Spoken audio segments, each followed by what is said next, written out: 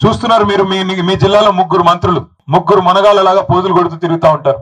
ఒక ఆయన బాంబులను తిరుగుతున్నాడు. ఆ బాంబులు పోయిన దీపావళి కన్నాడు ఇప్పటిదాకా పేలట్లేదు. ఆయన పేరు అందుకే పొంగులేటి కాదు బాంబులేట్ అయిపోయింది పాపం.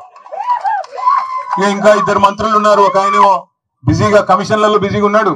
ఇంకొక ఆయన వ్యవసాయ మంత్రిగా. మరి ఆయన ఏం చెప్తున్నారో రైతులందరూ ఇవాళ ఎరువుల దుకాణాల ముందు లైన్లలో చెప్పులు పెడుతుంటే మళ్ళీ ఆనాటి రోజులు వచ్చాయని పాటలు పాడుకునే దుస్థితి వస్తే మరి ఆయన ఏం చేస్తున్నాడో నాకైతే తెలియదు. 2 లక్షల టన్నుల ఎరువులు ఇవాళ కొరత రాష్ట్రంలో ఉన్నమాట వాస్తవం.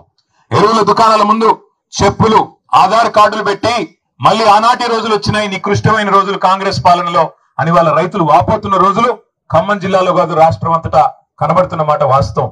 అందుకే నేను అనేది, మనం ఓటేసేటప్పుడు ఆలోచించుకుని ఓటేస్తే తప్పకుండా మనకి సరైన నాయకత్వం ఉంటే లాభం జరుగుతుంది తప్ప ఎవరిని పడితే వాళ్ళని గెలిపిస్తాం, వాళ్ళు ఆ రోజు చెప్పిన మాటలని మోసపోతామంటే తర్వాత బాధపడడం తప్ప ఇంకోటి ఉండదు.